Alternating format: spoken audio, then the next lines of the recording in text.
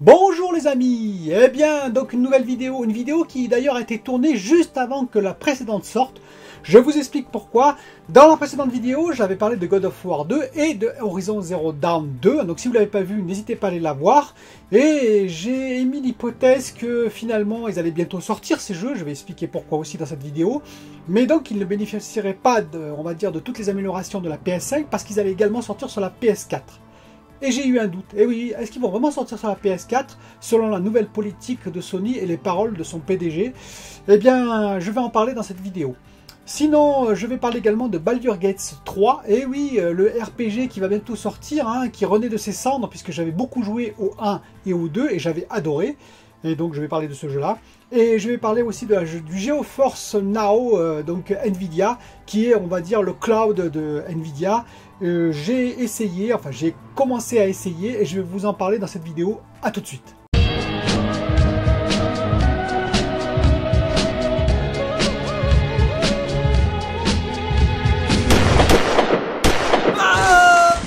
Alors pour revenir sur God of War 2 et tout de suite et sur Horizon Zero Dawn 2, et bien finalement oui, je me suis interrogé après avoir sorti ma vidéo, je sais c'est un peu bizarre mais en réécoutant ma vidéo, donc elle allait bientôt sortir, donc j'ai décidé de la laisser, comme ça vous pourrez vous faire votre propre avis, je verrai vos commentaires.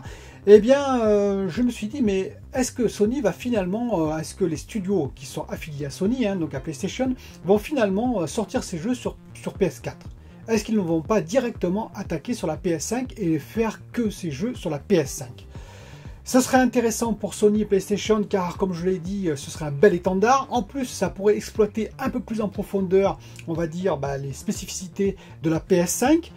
Même si je continue à dire que non, ça n'ira pas jusqu'au bout de la PS5, ça n'exploitera pas toutes les fonctionnalités. Je vous rappelle que God of War est sorti à la fin de vie finalement de la PS4, c'est-à-dire après des connaissances approfondies de tout ce que compose la PS4. Pour la PS5, ce sera la même chose, il faudra attendre 3, 4, voire 5 ans pour l'avoir totalement exploité.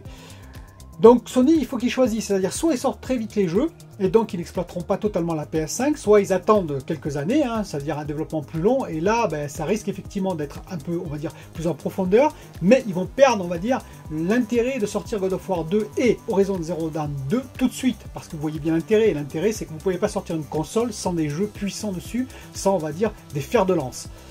Donc moi je pense qu'ils vont sortir assez rapidement, je maintiens cette idée.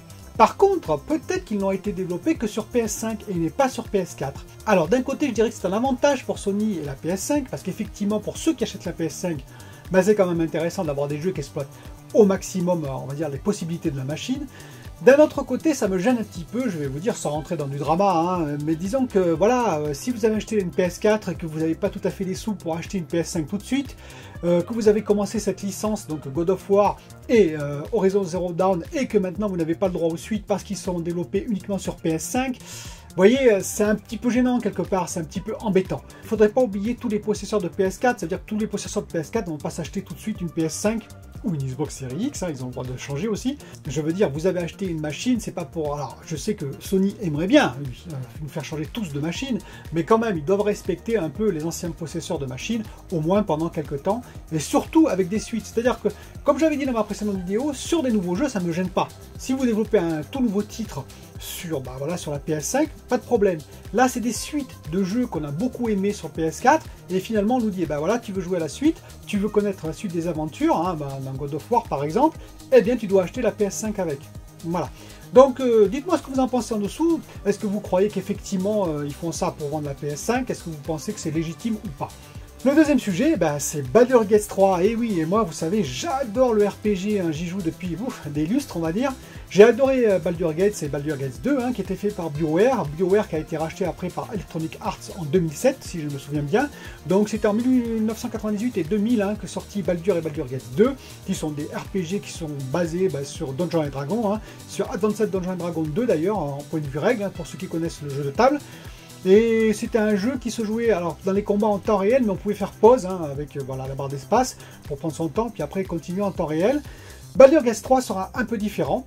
Déjà parce qu'il est développé par Larian Studio. Alors Larian Studio, c'est un studio belge, et oui, et c'est un studio qui est à Gand. Donc Gand, si vous ne connaissez pas, c'est une ville magnifique. Voilà, en Belgique, je vous conseille de visiter, elle est très très belle.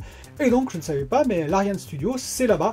et c'est eux qui vont s'occuper, enfin qui sont occupés d'ailleurs parce qu'ils ont bien commencé. Il y a d'ailleurs des séquences complètes de gameplay sur YouTube, vous pouvez les trouver facilement. Et vous verrez, c'est assez magnifique. C'est un jeu qui va tourner sur PC et Stadia. Voilà, hein, vous entendez parler de Stadia. Si vous aimez le RPG, c'est vraiment... Donc c'est basé sur les règles du Advanced Dungeons Dragons 5, les toutes nouvelles règles. Hein. Ça reprend beaucoup d'ailleurs de ces règles, hein, comme... alors l'initiative, non, parce que l'initiative sera une initiative de groupe. Mais par exemple, les avantages, les désavantages... Un tas de règles qui sont très très intéressantes. Et toutes les races aussi, vous aurez des races nouvelles. Les races nouvelles qu'il y a dans Advanced Dungeons Dragons 5, elles y seront également. Vous pourrez choisir votre race, votre classe. Vous pourrez, voilà, vous ferez vraiment des aventures dans les royaumes oubliés, comme c'était le cas pour Baldur et Baldur's Gate 2. Et donc j'attends ce jeu avec impatience. Et donc par contre, il demandera un PC assez costaud. Le dernier sujet que j'ai abordé, j'ai commencé à essayer GeForce Now Nvidia, c'est-à-dire le cloud de Nvidia qui existe depuis très longtemps, depuis 2013, hein, donc c'est pas nouveau. Alors, j'y suis allé dessus, c'est très intéressant, il y a quelques jeux. L'avantage par rapport par exemple à Stadia, c'est que si vous voulez, vous ne payez pas. Et oui, ça peut être gratuit. Donc si c'est gratuit, vous avez un temps d'attente, ça veut dire que vous êtes mis dans une file d'attente pour, par exemple, jouer à un jeu, et vous n'avez qu'une heure, ensuite vous devez vous reconnecter pour continuer. Sinon, vous pouvez payer pour ne pas attendre et bénéficier, on va dire, en plus du RTX On, c'est-à-dire tout ce qui est ray tracing, si le jeu le gère, bien entendu, hein, et tout ce qui est option de ce style-là, que gèrent les cartes Nvidia, hein, donc vous connaissez bien, les 2080 par exemple Ti, etc.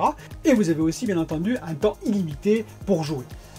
Alors déjà, quel est le prix, vous allez me dire? Le prix, en plus, par rapport à Stadia, c'est beaucoup moins cher, puisque c'est 5,50 €, c'est-à-dire presque moitié prix. Donc ça, c'est intéressant. Alors vous avez l'option gratuite donc, ou l'option payante. L'option payante c'est 5,50 €. Vous voyez, donc c'est quand même intéressant. Alors quel est l'avantage? L'avantage est très clair, c'est que vous bénéficiez de machines puissantes derrière. C'est du cloud, hein. C'est comme Stadia, c'est comme tous les systèmes du xCloud, Xbox Cloud et j'en passe. C'est-à-dire que vous bénéficiez du maximum de puissance sur un ordinateur de bureau, sur un simple PC portable et sur Android, ça marche également sur Android. Donc vous aurez toujours le top de la puissance derrière votre propre PC qui lui n'a pas besoin d'être puissant. Ça c'est quand même un sacré avantage pour 5,50 €. Parce que si vous faites le calcul, si vous avez par exemple comme moi un NUC à 500 €, hein, un simple NUC de bureau à 500 €, eh bien vous avez, pour avoir on va dire un PC gamer, c'est 1500 € pour avoir quelque chose d'assez costaud. 1000 € de différence. Vous savez, les 5,50 €, vous pouvez les cumuler avant d'arriver à 1000 €, vous voyez. Et en plus, l'avantage, c'est que 3-4 ans après, hop, ils vont changer les cartes graphiques, passer en 3080, voire en 4080, on peut imaginer. Ce sera transparent pour vous, sauf que vous aurez le summum de puissance. Alors que si vous avez un PC gamer, au bout de 4 ans, vous n'aurez pas la 4080 à l'intérieur. Voilà. Donc ça, c'est pas mal. Mais il y a des défauts. Oui, il y a des défauts. Alors premièrement, j'ai essayé l'option gratuite, hein. L'option gratuite, temps d'attente énorme. Ils sont victimes de leur succès en fait, ce qui fait qu'il y a beaucoup de joueurs qui ont pris l'option gratuite, hein, vous pensez bien, et ce qui fait que vous avez des temps d'attente, c'est plusieurs minutes. Hein, vous voyez ce que je veux dire? Le deuxième défaut pour moi, c'est que l'option payante, elle est complète. Alors ça, je trouvais ça plutôt très bien par contre. Ça veut dire que grosso modo, au lieu de prendre tout le monde, ils ont dit non, on en prend un certain nombre en fonction de la puissance de nos serveurs, et quand on n'a plus de place, parce qu'on veut laisser la puissance à chaque joueur, eh bien on clôt les inscriptions. C'est plutôt pas mal quand même. Ça veut dire qu'ils pensent quand même à leurs utilisateurs. Donc actuellement c'est clos, c'est-à-dire qu'il n'y a plus de serveurs, enfin de place serveur disponible, c'est-à-dire que l'offre elle est complète, l'offre payante est complète. Donc c'est pour ça d'ailleurs qu'il y a des temps d'attente, parce qu'ils réservent des places, on va dire, à ceux qui ne payent pas, un certain nombre, et donc comme je vous dis, il y a beaucoup de succès sur cette plateforme, eh bien vous avez tendance à attendre beaucoup, puisqu'il y a beaucoup de joueurs qui essayent cette option non payante. Le dernier défaut, c'est les jeux par contre. Ça me gêne un peu plus, parce que les jeux, il y en a quand même, il y en a pas mal, hein. Bon, par exemple tous les Assassin's Creed, ils sont par exemple, il y a pas mal de jeux, mais il n'y a pas quand même pléthore de jeux, je veux dire, bon, ça manque un petit peu dans le catalogue.